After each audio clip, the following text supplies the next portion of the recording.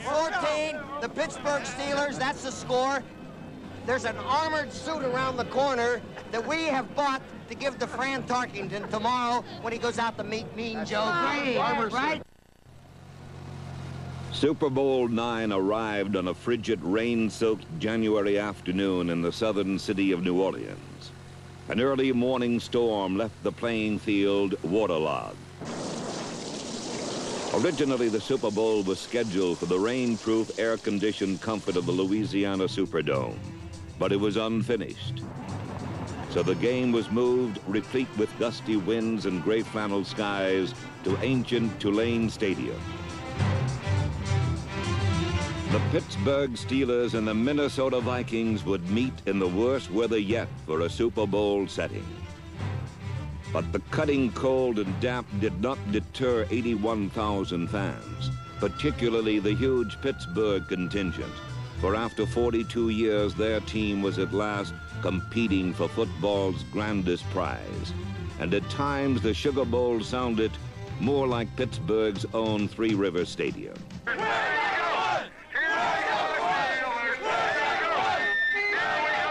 We're number one. Our voice is number two. Pittsburgh's opponents, the Minnesota Vikings, had been to the Super Bowl summit not once but twice.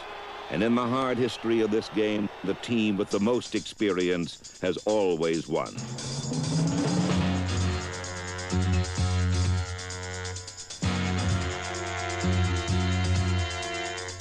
So in the ninth coming of Super Sunday, the battle lines were clearly drawn.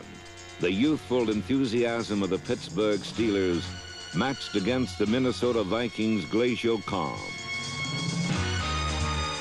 Minnesota iron against Pittsburgh steel.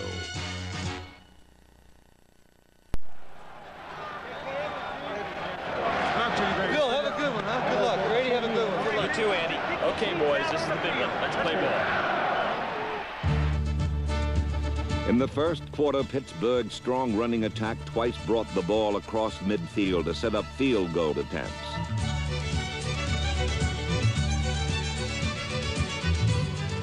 But both kicks failed.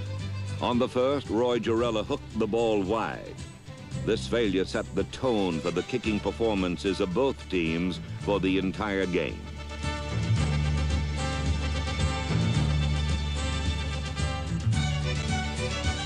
The Steelers' second foray into Minnesota territory was even deeper than their first. From the 16, Pittsburgh went after number 25, first-year cornerback Jackie Wallace. Terry Bradshaw found Frank Lewis free in the end zone, but Wallace quickly recovered to save the touchdown. On the next play, Bobby Walden bobbled the center snap, and the Steeler threat was ended. Pittsburgh had two excellent scoring opportunities in the first quarter, but had no points to show for it.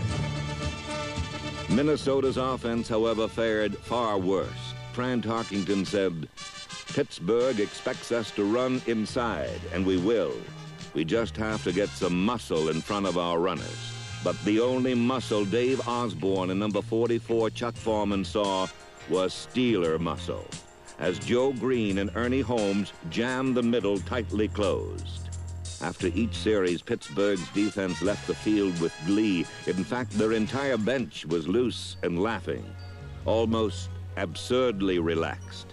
And well it should, for in the first quarter, Minnesota had been limited to just 27 total yards and a single first down. The Steel Curtain defense had decisively taken command of the game. In the second quarter, Jackie Wallace continued to be challenged by the Steeler offense, but the young cornerback responded with gusto.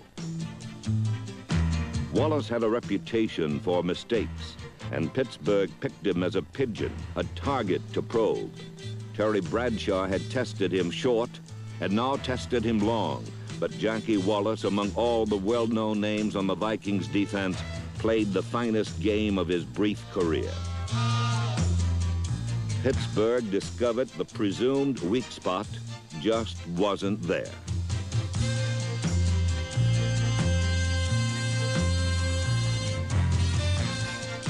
However, midway in the second quarter, Bradshaw buggy whipped a pass to John Stallworth, and Wallace was burned for the first and last time today. The 22-yard play was the longest of the game so far, but its real importance was in the field position it gave the Steelers. For the Minnesota defense soon clamped down and forced Pittsburgh to punt.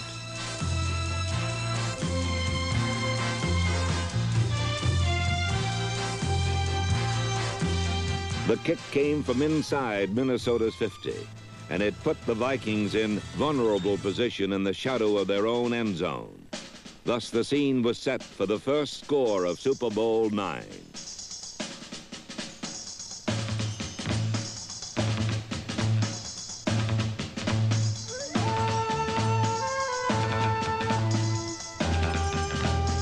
It was fitting that the Steel Curtain defense was responsible for the first score in this game. For all afternoon, they manhandled Minnesota's offense. Pittsburgh set a Super Bowl record by bankrupting the Viking running attack. The incredible total was merely 17 yards gained against them. On the scoring play, Dave Osborne never saw the ball, which accidentally was kicked goalward by the golden shoe of L.C. Greenwood. Dwight White's tag on Tarkington in the end zone completed the first safety in Super Bowl history, and Pittsburgh led 2-0.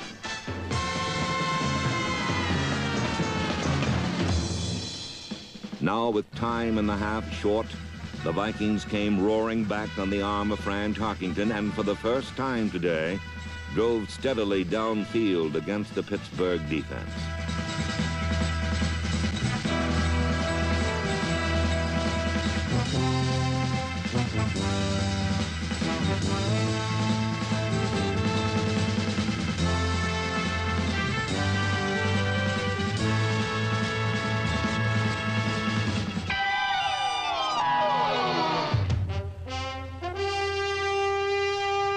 On a play that symbolized the day for both teams, Glenn Edwards' vicious hit stripped John Gilliam of the ball and gave Mel Blount an easy interception for Pittsburgh.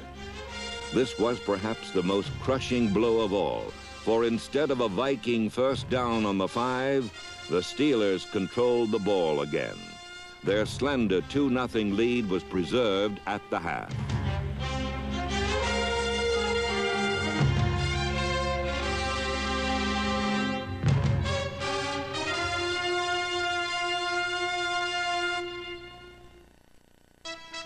Despite their mistakes and the absolute dominance of Pittsburgh in the first half, the Vikings were only 2 points down and would receive the second half kickoff.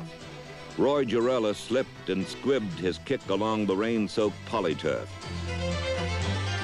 But Viking veteran Bill Brown, number 30, couldn't handle the wet kick, and Pittsburgh had the biggest break of the game. The ball in great field position on the Minnesota 30-yard line.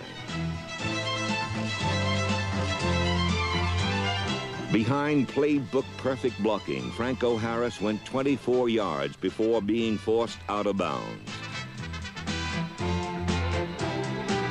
Then, as number 72, Jerry Mullins, buried Wally Hilgenberg, Harris swept left and was free. The first touchdown of Super Bowl IX increased the Pittsburgh lead to 9-0. Though he seemed like a Sherman tank in a Steeler suit, Franco Harris was not an army unto himself. He had a lot of help from his friends. Pittsburgh's forward wall dominated the line of scrimmage by completely obliterating Minnesota's legendary Purple Gang.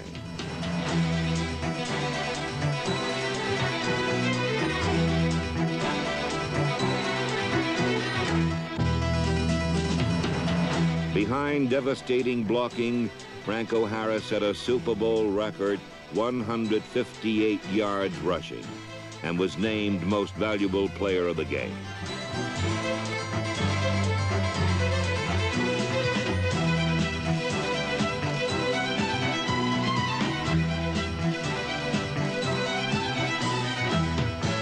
While the Vikings' defense was discouraged, the Viking offense was puzzled. For they never did solve the riddle of Pittsburgh's two tackles with their looping, stunting stack-over sets that terrorized center Mick Tingelhoff and completely eliminated the Viking running game. Forced to pass, Tarkington was like a darting deer among a pack of howling wolves. When he could get a pass over the on-rushing lineman, the results, more often than not, were disastrous. In this Super Bowl game, the mantle of greatness vividly passed from Minnesota's Purple Gang to Pittsburgh's Steel Curtain defense, as a quiet quartet watched helplessly from the sidelines. Pittsburgh's dominance occurred even though they lost two starting linebackers, Andy Russell and Jack Lambert, for much of the game. Despite the loss of Russell and the presence of Dwight White, weakened with pneumonia, Minnesota continued to go directly into the Steelers' strength, where three All-Pros were concentrated. Number 59, linebacker Jack Ham. Number 68, L.C. Greenwood. And number 75, Joe Green. Still, the Vikings went exclusively to their right, where in a matchup of All-Pros, Greenwood devastated tackle Ranieri, hounded Tarkington into retreat, and like a volleyball player in pads, spiked three of his passes to the ground. Another key was the inability to hit John Gilliam, one of the most dangerous deep threats in the league. Often Gilliam got free, but Tarkington only saw Steelers.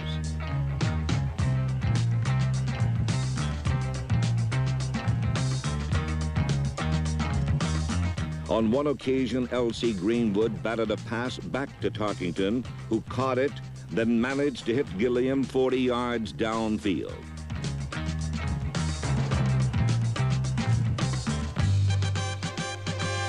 But the play was whistled dead. An illegal second effort, in effect an embarrassing Tarkington-to-Tarkington completion. But 4 plays later, Minnesota retaliated when rolling right as usual. Tarkington managed to loft the ball over Greenwood and Green. The result was a 28-yard completion, the longest of the game for the Vikings.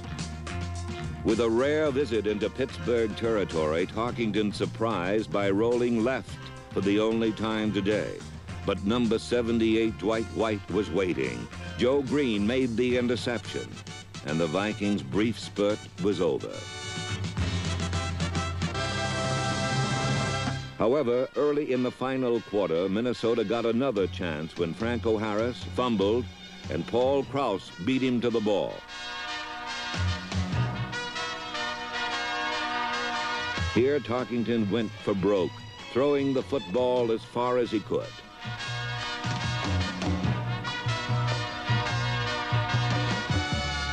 It paid off handsomely, for John Gilliam drew an interference call on Steeler safety Mike Wagner.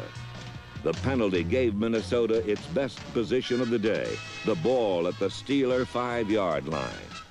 Now, with the momentum of the game teetering uncertainly in the Pittsburgh end of the field, the steel curtain clamped down again. Chuck Foreman jackknifed into the line and lost the ball. Joe Green came up with the trophy, and the Pittsburgh defense had again saved the day.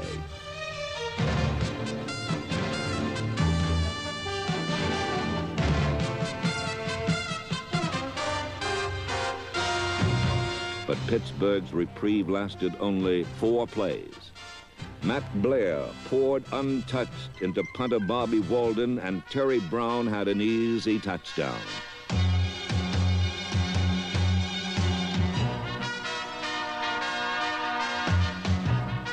Incredibly, Minnesota was back in the game 9-6.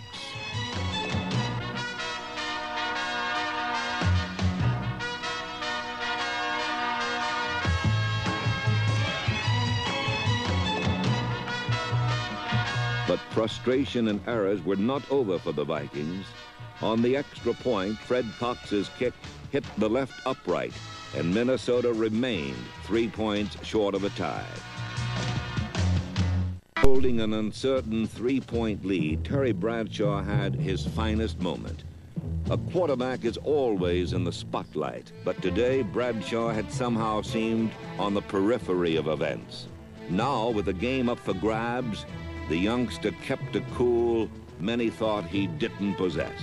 3 times he completed third down passes, the first for 30 yards to Larry Brown on the longest and most controversial play of the game.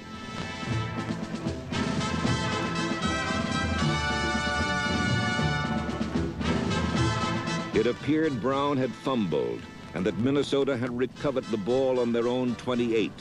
It would have given the Vikings a tremendous boost at a crucial time. But the headlinesman, Ed Marion, overruled the initial decision, and Pittsburgh retained possession.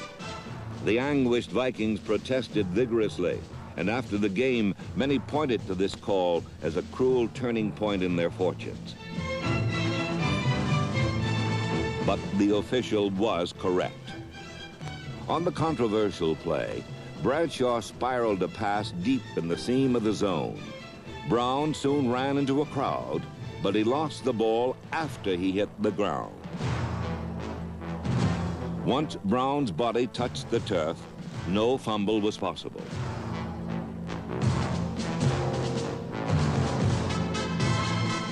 The 2 officials nearest the play, but behind it, immediately signaled Vikings ball, and the Steelers started off the field. But Ed Marion across field was the only one with a clear view of the play, and he correctly overruled his fellow officials. Pittsburgh had a new life. Now deep in Minnesota territory, the focus returned to Franco Harris and the Steeler running attack. The Purple Gang braced for the onslaught, but Bradshaw crossed them up. On a misdirection play, Harris went left, and the ball in Rocky Bleier went right through a gaping hole.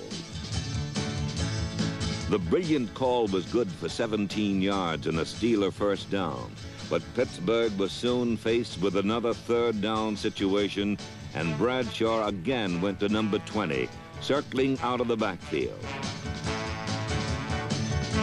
The scrappy Bleier was hit immediately, but stretched for the vital first down. The clock continued to run as Minnesota's chances receded into the evening shadows. From the 4, Bradshaw ended the long 66-yard, 7-minute drive by rolling out and drilling the touchdown pass that clinched the game.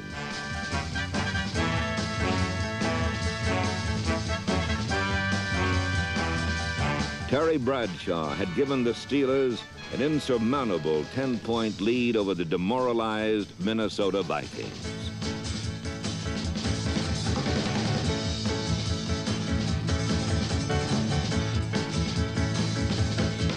Now, as darkness shrouded the field, the steel curtain forming an eerie tableau stamped indelibly on the memories of all who witnessed their great performance, struck one final fatal blow.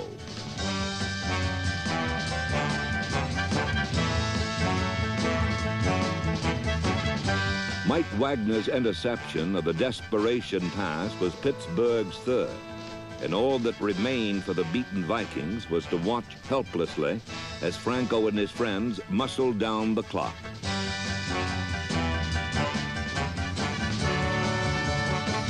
The Steelers' sideline celebration now seemed noisier and more crowded than Bourbon Street had the night before. World champ, number 1! Number 1! Oh, we are the one. The one and only one. Right on, Dwight? It's just a matter of time. It's a matter of time.